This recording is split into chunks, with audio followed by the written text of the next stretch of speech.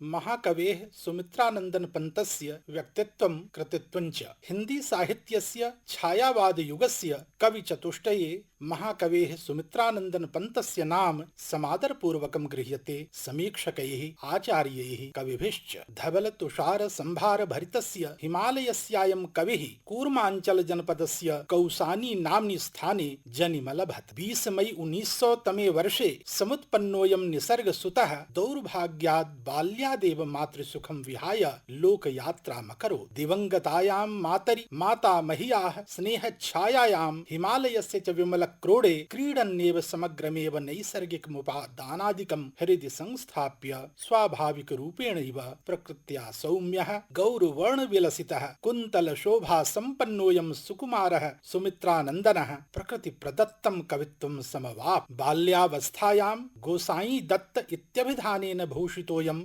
1910 तमे वर्षे शिक्षार्थम् अल्मोडामधिगतवान्। तत्रैव स्वयमेव स्वकीयं नाम परिवर्तनमपि कृतवान्। तत एव सुमित्रानन्दनपन्त इति नाम्ना ख्यातोऽभूत् गोसाई दत्तः। पितुः गंगादत्तपन्त महाभागस्य यशो वितन्वन् सुमित्रानन्दनः काशीमधिगम्य क्वींस् महाविद्यालये अधीतवान्। अनन्तरञ्च शिक्षार्थमेव इलाहाबाद साम्प्रतिक प्रयागराज नगरे गतवान्। संस्कृत हिंदी बांग्ला आंग्ल भाषायाः शिक्षामवाप्य इलाहाबाद नगरस्य साहित्यिक परिवेशवशादेव काव्यरचनायां प्रवृत्तोऽभवत्। यद्यपि स्वाभाविकरूपेणैव युवकविपन्तस्य हृदि हिमालयी शोभा कोमलकान्त पदावलीभूता आसीत्, तथापि सैव विज्ञजनसम्पर्कात् वैशिष्ट्यमुपेतवान्। प्रायः 18 वर्षदेशीय एव युवकविः स्वरचना प्रभावात् समेषां तत्कालीनानां कविमूर्धन्यानां स्नेहसम्मानं चावाप्य हिंदी साहित्य जगति नवीन धारा प्रवर्तक इव प्रतिष्ठितो भवत्। कवेः सुमित्रानन्दनपन्तस्य काव्येषु कवितायाः विविधरूपा प्रवृत्तिः विच्छत्तिं जनयति। प्रायेण कविरयं प्रकृतेः सौकुमार्यमेव विवृणुते, तथापि युगजन्यं क्रांतिस्वरं समुपेक्ष्य न कोऽपि रचनाधर्मी पदमेकमप्यग्रे गन्तुं शक्नोति। अतः कविवरः पन्तोऽपि यौगीनां दुरवस्थां क्वचित् स्वातन्त्र्यस्वरेण, क्वचित् मार्क्सवाद नावीन्येन, क्वचित् अरविन्द घोष प्रभाव भावित दर्शनाध्यात्मेन, क्वचिच्च छायावाद रहस्यवादेन आत्माभिव्यञ्जनं कुर्वन् विलोक्यते। वीणा, पल्लव, ग्रंथि, गुंजन, ग्राम्या, युगांत, स्वर्णकिरण, स्वर्णधूलि, कला और बूढ़ा चांद, लोकायतन, चिदंबरा, सत्यकामादयः नैके ग्रंथाः कविनानेन शब्दार्थ संसार संपोषणे प्राणायुषदिति नात्र कापि विप्रतिपत्तिः। आधुनिक हिंदी कवितायाः इतिहासक्रमे पंत महोदयस्य काव्यप्रतिभायाः विकासः सर्वथा सुव्यवस्थितो विलोक्यते। वीणामारभ्य अतिमापर्यन्तं महाकवेः सुमित्रानन्दनपन्तस्य क्रमिकम् आरोहणं द्रष्टुं शक्यते काव्यस्य शुभ्रात् शुभ्रतरं शिखरं प्रति। सौन्दर्यचेतनायाः, सामाजिकचेतनायाः, आत्मचेतनायाश्च नैकानि रूपाणि प्रखरतराणि सन्ति पन्तस्य काव्येषु। प्रकृतेः प्रेम्णश्च अर्थगौरवं सदैव समेषां सर्जकानां कृते प्रेरणाभूतं भवति। कविवरः पन्तः जन्मनैव कविरिति नात्र कश्चन सन्देहलवोऽपि। प्रेम्णः स्फुरणं व्यष्टेः समष्टिं प्रति क्रमकरूपेण विश्वरूपमिव भाति। यथान्तः प्रकृतेः चित्रणं तथैव बाह्यप्रकृतेरपि स्वरूपं हृदयं हरति सहसैव। प्रकृतिं प्रतिकृतं प्रेम कथं व्यापकत्वं संदधाति इति अवलोकयितुं शक्यते कविवरस्यास्य सुमित्रानन्दनस्य इमां कवितां पाठं।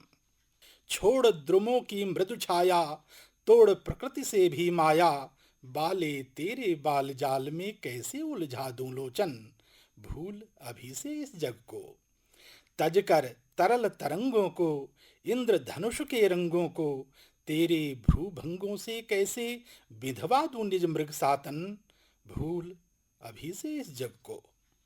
प्रकृतेः प्रेम परिभाषयन् कविः वारं वारं हिमालयस्य एव स्नेहसंभारं प्रति कारतज्यं व्यनक्ति। नूनमेव कवेरन्तरमनसि यदस्ति रागतत्त्वं प्रकृतिजन्यं तदेव मूलभूतं कविवरस्य पन्तस्य काव्यतत्त्वजातं। कविरयं गद्यरूपे राष्ट्रवाण्यां अनुस्मृतिं वर्णयति भाव सरस शैल्या। कवि जीवन से पहले भी मुझे याद है, मैं घंटों एकांत में बैठा प्राकृतिक दृश्यों को एकटक देखा करता था और कोई अज्ञात आकर्षण मेरे भीतर एक अव्यक्त सौंदर्य का जाल बुनकर मेरी चेतना को तन्मय कर देता था। जब कभी मैं आंखें मूंद कर लेटता था तो वह दृश्य पट चुपचाप मेरी आंखों के सामने घूमा करता था। अब मैं सोचता हूँ कि क्षितिज में सुदूर तक फैली एक के ऊपर एक उठी ये हरित नील धूमिल कूर्मांचल की छायांकित पर्वत श्रेणियां जो अपने शिखरों पर रजत मुकुट हिमाचल को धारण की हुई है और अपनी ऊंचाई से आकाश की अवाक नीलिमा को और भी ऊपर उठाई हुई है, किसी भी मनुष्य को अपनी महान नीरव सम्मोहन के आश्चर्य में डुबाकर कुछ काल के लिए भुला सकती है। और यह शायद पर्वत प्रांत के वातावरण ही का प्रभाव है कि मेरे भीतर विश्व और जीवन के प्रति एक गंभीर आश्चर्य की भावना पर्वत ही की तरह निश्चल रूप से अवस्थित है। एवं विज्ञायते यदस्मिन् कवि व्यक्तित्वे गांभीर्यं शीतलत्वं स्थैर्यं धवलत्वं वा यत् किमपि वैशिष्ट्यं लक्ष्यते तत्सर्वं हिमालयस्य एव हेतुत्वात्। वास्तव रूपेण पंतकवेः मौलिकी चेतना सौंदर्यात्मिका एव। एषैव चेतना गुंजन काव्ये आत्ममंगलं प्रत्यभिमुखी भवति, ज्योत्स्नायाञ्च लोकमंगलं प्रति। कविरेव कौति स्वयं, वही प्रज्ञा का सत्य स्वरूप हृदय में बनता प्रणय अपार, लोचनों में लावण्य अनूप, लोक सेवा में शिव अविकार। कविवर सुमित्रानंदन पंतस्य काव्येषु भावानां संगुम्फनं शब्दानां अनुरणनं च सहृदय हृदयेषु विलक्षणमेव काव्यजागरां जनयति। दृष्टांत रूपे कानिचित् पद्यानि अवलोकनीयानि सन्ति। कनक छाया में जबकि सकाल खोलती कलिका उर के द्वार, सुरभि पीड़ित मधुपों के बाल तड़प बन जाते हैं गुंजार। न जाने ढुलक ओस में कौन खींच लेता मेरे दृगन मौन। भावलोके स्वर सरिति एतत् शब्द संतरणं निश्चयमेव माधुर्यस्य नूतनं वितानं तनोति। कल्पना में है कसकती वेदना, अश्रु में जीता सिसकता गान है, शून्य आहों में सुरीले छंद हैं, मधुर लय का क्या कहीं अवसान है। एवमेव विविध प्रतिमानैः बिंब प्रतीकैर्वा कविवरेण्यः पंत महाभागः सर्वथा नवीनं व्यंजनं कुरुते, येनास्य कल्पना केवलं व्योम विरुधिव न प्रतिभाति, प्रत्युत अवनीरुहेव सौंदर्य सोदरत्वं पुष्णाति। गिरिवर के उर से उठ उठकर उच्चाकांक्षाओं से तरुवर हैं, झांक रहे नीरव नभ पर अनिमेष अटल कुछ चिंता पर। अचल के जब वे विमल विचार अवनि से उठ उठ कर ऊपर, विपुल व्यापकता में अविकार लीन हो जाते थे सत्वर। विहंगम सा बैठा गिरि पर सुहाता था विशाल अंबर, धीरे धीरे संशय से उठ बढ़ अपयश से शीघ्र अछोर, नभ के उर में उमड़ मोह से फैल लालसा से निशिभोर, फैल लालसा से निशिभोर। सुमित्रानंदन पंत कवेः काव्यस्य माधुरीं पायं पायं सहृदयानां मनांसि मत्तायन्ते भृशमेव। अस्य कवेः कल्पना चंद्रिकायाः रंध्र नेपथ्यात् नभस्नेह श्रवणे दिग्गोपसंभाषणं संकेतयन्तीव विभाति। नव पल्लवेषु प्रत्यग्र वासंतिक रसं संचारयन्तीव, जीर्ण पर्णपातेऽपि च विस्तीर्ण वसंतं रचयन्तीव चकास्ति। केचन प्रतिपक्षिणो वदन्ति कविवरस्य पंतस्य दर्शन विभ्रांति विषये यत् पंत काव्ये विचार दौर्बल्यं जीवन दर्शनस्य च अस्थिरा परिवर्तनशीलता बाधते। यद्यपि तयेव प्रकृतिपरकत्वं मानववादं गांधीवादं युग धर्मस्य इंद्रात्मिक द्वंद्वात्मिकां प्रवृत्तिं भौतिकवादम अरविंद दर्शनञ्च मुक्त कंठेनैव प्रशंसन्ति। तथापि दिशा वैविध्यवशात् ते इतस्ततः अटन्तः प्रतीयन्ते। मन्मतेन तु महाकविः सुमित्रानन्दनपन्तः प्रकृतेः साक्षात् प्रतिरूप एव वर्तते। अस्य कवेः काव्यानि निपीय भावुकाः प्रकृतिपरायणाः समाधिस्थाः जायन्ते। जीवनदर्शनस्य प्रतिपादिका एताः पंक्तयः विलोकयन्तु तावत्। यः साँझ उषा का आंगन आलिंगन विरह मिलन का, चिरहास अश्रुमय आनन रे इस मानव जीवन का, चिरहास अश्रुमय आनन रे इस मानव जीवन का। नित्य जग इत्याख्यायां रचनायां यथार्थाद्वैतवादं प्रथयन् कविः कथयति भावभर शैल्याम्। एक ही तो असीम उल्लास, विश्व में पाता विविधाभास, वही उर उर में प्रेम उच्छ्वास, काव्य में रस कुसुमों में वास। वही प्रज्ञा का सत्य स्वरूप, हृदय में बनता प्रणय अपार, लोचनों में लावण्य अनूप, लोक सेवा में शिव अविकार, लोक सेवा में शिव अविकार।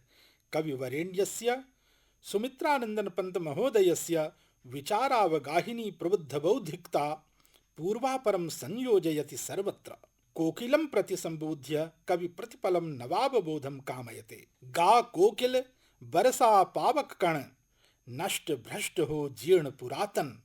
गा कोकिल बरसा पावक कण, नष्ट भ्रष्ट हो जीर्ण पुरातन। ध्वंस भ्रंश जग के जड़ बंधन, पावक पग धर आवे नूतन। हो पल्लवित नवल मानवपन, हो पल्लवित नवल मानवपन। संस्कृत साहित्य से महाकवि माघा कथयति। क्षणे क्षणे यन्नवतामुपैति तदेव रूपम रमणीयतायाः। नवाभिव्यंजने यदस्ति काव्यत्वं तदेव सर्वदा अन्वेषणीयमिति धिया पंतोपि महाकविः सर्वत्रैव प्रकृतिव्याजेनापि युगचेतसि एव प्रविशति। समय वक्षसि निर्भय लेखन्या लिखति सुकुमारः कविः लाक्षणिक वृत्त्या। तुम नृशंस नृप से जगती पर चढ़ अनियंत्रित, करते हो संस्कृति को उत्पीड़ित पद मर्दित। नग्न नगर कर भग्न भवन प्रतिमाएं खंडित, हर लेते हो विभव कला कौशल चिर संचित।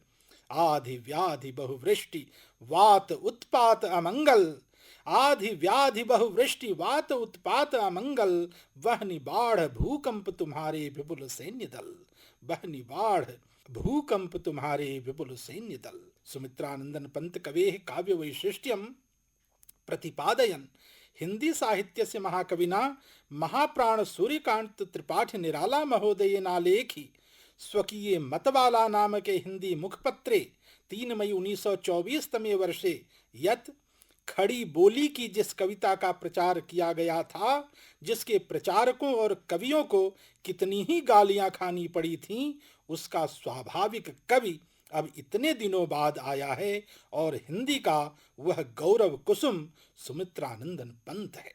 अन्ते विरमामि महाकविः सुमित्रानंदन पंतस्यैव वाण्या प्रणमन्नहं हिमालय कविमिदानीं बद्धांजलिः।